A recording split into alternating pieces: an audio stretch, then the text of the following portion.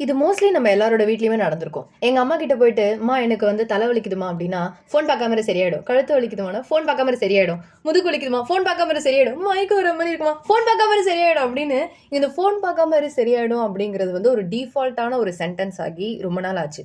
இது எனக்கு வீட்ல அப்படிங்கிற மட்டும் இல்லாம, பப்ளிக்ல என்ன ஆச்சுன்னா, ரீசென்ட்டா ஒரு நாள் நம்ப அடையார் கோட்டூர்புரம் இருக்கு இல்லையா? அங்க பக்கத்துல வந்து வித்யாசாகருக்கு போலாம் அப்படின்னு வந்து ஒரு பிளான். நல்லா மே மாசம் மதியம் ஒரு வெயில் 2 மணி இருக்கும். ஓகேங்களா? பஸ்ல தான் போனேன். பஸ்ல போயிட்டு இறங்குறப்போ என்ன ஆச்சுன்னா, அப்போ ஒரு சம்பவம். அந்த பஸ் கண்டக்டர் அங்கிள் வந்து அன்னைக்குன்னு வந்து அவரு அவங்க ஒய்ஃப்ல வீட்ல ஏன்னா சண்டை போட்டு வந்துட்டாரா? இல்ல பஸ்ல ஏறுன எல்லாருமே அவருக்கு வந்து ரூ. 100 நோட்டா குடுத்து சேஞ்ச் இல்லன்னு சொன்னாங்களான்னு தெரியல. அவ்ளோ காண்டு, அவ்ளோ கோவத்துல இருந்தாரு அவரு. யார்கிட்ட பார்த்தாலும், "என்ன? உட்காருங்க. ஸ்டாப் வந்தா நானே சொல்ல மாட்டேனா?" அப்படின்னு கோவமாவே பேசினாரு. நானா, சரி ஓகே அப்படின்னு சொல்லிட்டு கம்முன்னு நின்னுட்டு இருந்தேன். என் ஸ்டாப் வந்துருச்சு. அவரு என்ன பண்ணாருன்னா, ஒரு ஆர்கியூமென்ட் பக்கத்துல வந்து யார்கிட்டயோ வந்து பேசிட்டு இருந்தாரு. இங்க பஸ் வந்து நின்னுடுச்சு. நான் இறங்க போற ஸ்டாப்புக்கு. வெளியில இருந்து வரவங்க படியில வேகமா ஏறி வந்துட்டே இருந்தாங்க கூட்டமா. அதனால நான் என்ன பண்ணேன், எதுக்கு அடிச்சு புடிச்சு இறங்கிக்கிட்டு அப்படின்னு சொல்லிட்டு கொஞ்ச நேரம் அப்படியே வெயிட் பண்ணேன். வெயிட் பண்ணிட்டு சரி கூட்டம் குறையறப்போ இறங்கலாம் அப்படின்னு சொல்லிட்டு முன்னாடி போனா, அதுக்குள்ள அவர் என்ன பண்ணாரு, விசில் அடிச்சு, எடுப்பா எடுப்பா அப்படின்ட்டு வண்டி எடுத்துட்டாரு. நான் இறங்கவே இல்ல. அங்கிள் அங்கிள் நான் இறங்கவே இல்ல அங்கிள் அப்படின்னு சொல்லிட்டு நான் கத்துறேன். அதுக்கப்புறம் வந்து, "ம்மா என்னம்மா ஃபோன் பார்த்துட்டே இருந்தா அப்புறம் எப்படி வண்டி எடுக்கிறது தெரியும்?" அப்படின்னாரு. எனக்கா ஒரே ஷாக்கு. எனக்கு என்ன பண்றதுன்னே தெரியல. ஃபோனு என் பேண்ட் பாக்கெட்ல இருக்கு. நான் என் கையில கூட ஃபோன் இல்ல. நான் எப்படி ஃபோன் பார்க்க முடியும்? அவரு அப்படி சொல்றாரு. சரி, "ஜம்மு நோ. கத்தக்கூடாது. கண்ட்ரோல், கண்ட்ரோல், கண்ட்ரோல்" அப்படின்னு சொல்லிட்டு நான் என்னைய வந்து கண்ட்ரோல் பண்ணிட்டு, "அங்கிள் நீங்க தானே பின்னாடி பார்க்கல. நீங்க இப்போ இப்படி ஃபோன் பார்த்துட்டு இருக்கேன்னு சொன்னா கரெக்ட்டா? நான் ஃபோன் பார்த்தத நீங்க பார்த்தீங்களா?" அப்படின்னு மட்டும் கேட்டுட்டு அமைதியா இருந்துட்டேன் நானு. அப்புறம் அடுத்த ஸ்டாப் வந்துச்சு. இறக்குனாரு. மறுபடியும் நான் சொன்ன மாரி மதியம் 2 மணி வெயில். மே மாசம் எப்படி இருக்கும்? 1 கிலோமீட்டர் மறுபடியும் நான் முன்னாடி நடந்து வந்தேன். இந்த மாரி நான் நெறைய ஃபேஸ் பண்ணியிருக்கேன் ஆக்சுவலி. இது ஒரு இன்சிடென்ட்ன்னு கிடையாது. இந்த மாரி நான் நெறைய ஃபேஸ் பண்ணியிருக்கேன். ஸோ அங்கிள், ஆன்டீஸ் இந்த ஜெனரேஷன்ல இருக்கிற பசங்க ஃபோன் பார்க்குறாங்கன்னா, ஃபோன் மட்டும் தான் பார்க்குறாங்கன்னு கிடையாது. அவங்க நெறைய விஷயம் நோட் பண்ணிட்டும் இருக்காங்க. சப்போஸ் நீங்க வந்து ஒரு வெயிட்டான விஷயம் கையில வந்து வெயிட்டான பேக் கையில வச்சுட்டு நீங்க ரோட் கிராஸ் பண்றீங்கன்னு வச்சுக்கோங்களேன். நீங்க கேட்காமலேயே நாங்க வந்து ஹெல்ப் பண்ணுவோம். குடுங்க ஆன்டி நான் வந்து பேக்க தூக்கிட்டு வரேன். இருங்க, இருங்க வாங்க நானே உங்கள கூட்டு போறேன். அப்படின்னு சொல்லிட்டு பண்ற மாரிலாம் பசங்க இருக்காங்க. நீங்க ஏன் அத புரிஞ்சுக்க மாட்றீங்கன்னு தெரியல.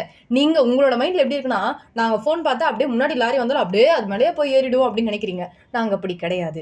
ஸோ நாங்களும் வந்து எங்கள சுத்தி என்ன நடக்குதுன்றத அனலைஸ் பண்றோம். நம்புங்க அப்படின்னு சொல்லிட்டு கிட்டத்தட்ட 1 1/2 வருஷம் ஆச்சு. நான் இந்த மாரி லாங் ஃபார்ம் கான்டென்ட் பேசி.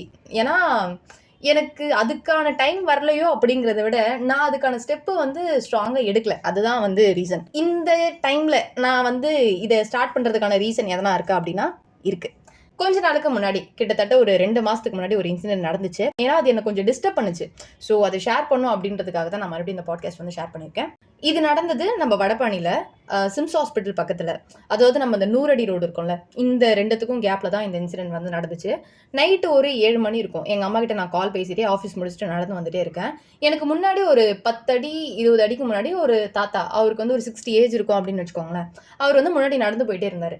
நான் என்ன பண்ணேன்னா, எங்க அம்மாகிட்ட கால் பண்ணிட்டே வரேன். டக்குனு அவர பார்க்குறேன். அவரு அன்கான்ஷியஸ் ஆயிட்டு கீழ விழுந்துர்றாரு. எனக்கு, "மாமா இரும்மா நான் உங்களுக்கு கால் பண்றேன்" அப்படின்னு சொல்லிட்டு நான் ஃபோன் வச்சுட்டு குடுகுடுன்னு ஓடுறேன். அவர்கிட்ட போயிட்டு எழுப்புறேன். "தாத்தா, தாத்தா" அப்படின்னு சொல்லிட்டு. அவரே வந்து கஷ்டப்பட்டு எந்திரிச்சு உட்கார ட்ரை பண்ட்டாரு.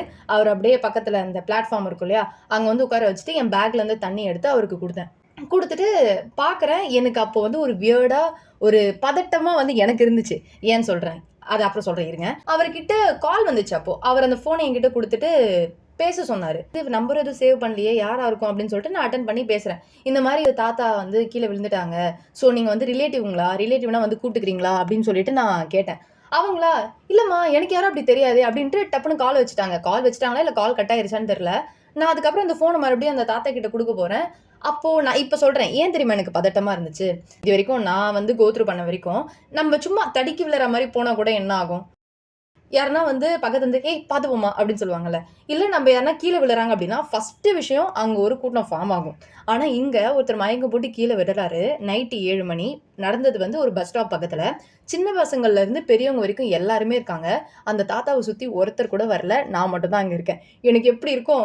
எனக்கா ஒரு வேள இந்த இன்ஃப்ளூயன்சர்ஸ் இல்ல இந்த பிராங்க் பண்றதுன்னு சொல்லிட்டு யூடியூப் வீடியோலலாம் கிளம்பிட்டு வருவாங்கல்ல. அந்த மாரி எதனா பண்றாங்களா? நம்ம அந்த ட்ராப்ல எதனா தெரியாம மாட்டிக்கிட்டோமா? எனக்கு அப்படின்னு வேற ஒரு தாட் போயிருச்சு. எனக்கும் கொஞ்சம் ஒரு பதட்டமா தான் இருந்துச்சு. சரி அது வந்து வெளிய காமிச்சுக்க வேண்டாம் அப்படின்னு சொல்லிட்டு அப்படியே இருந்தேன். என் பக்கத்துல இன்னொரு அங்கிள் வந்து நின்னாங்க.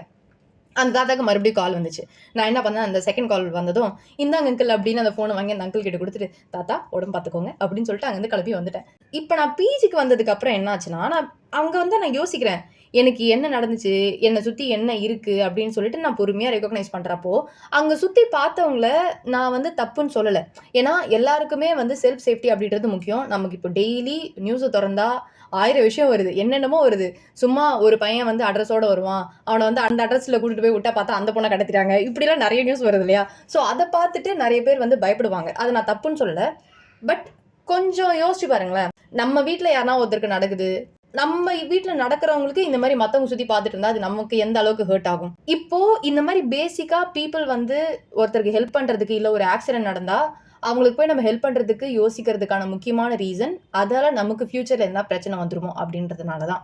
ஸோ இதுக்கு என்ன பண்ணலாம் அப்படின்னு பார்க்கிறப்போ, நான் கொஞ்சம் சர்ச் பண்ணேன் Googleல. அப்போ என்ன ஆச்சுன்னா, குட் சாமரிட்டன் லா அப்படின்னு ஒரு லா இருக்கு. இது வந்து எப்படின்னா, ஃபார் எக்ஸாம்பிள் ஒரு ஆக்சிடென்ட் நடக்குது அப்படின்னு வச்சுக்கோங்களேன். அப்படியே ரத்த வெள்ளத்தோட ஒருத்தர் வந்து படுத்து கிடக்குறாரு அப்படின்னா, அவங்களுக்கு நீங்க ஹெல்ப் பண்ணலாம். ஸோ அவங்களுக்கு ஹெல்ப் பண்றதுனால உங்களுக்கு எந்த பிரச்சனையும் வராது. சப்போஸ் அவங்கள நீங்க பக்கத்துல இருக்கிற ஹாஸ்பிட்டலுக்கு, கவர்ன்மெண்ட் ஹாஸ்பிட்டலா இருந்தாலும் சரி, பிரைவேட் ஹாஸ்பிட்டலா இருந்தாலும் சரி, அவங்கள கூட்டிட்டு போறீங்க, அங்க போய் வந்து அட்மிட் பண்றீங்க அப்படின்னா, நீங்க அவங்களுக்கு வந்து ஃபீஸ் பே பண்ணணும் அப்படின்றது வந்து அவசியம் கிடையாது. அவங்க ட்ரீட்மெண்ட் முடியிற வரைக்கும் நீங்க அங்க இருக்கணும்ன்ற அவசியம் கிடையாது. மெயினா நீங்க உங்க ஃபோன் நம்பர், இமெயில் ஐடி, உங்க பெர்சனல் இன்ஃபர்மேஷன் எதையுமே ஷேர் பண்ணணும்ன்ற எந்த அவசியமே கிடையாது. இது பேர் தான் குட் சாமரிட்டன் லா. 2019ல இந்த ஆக்ட்ட வந்து இன்ட்ரோடியூஸ் பண்ணியிருக்காங்க.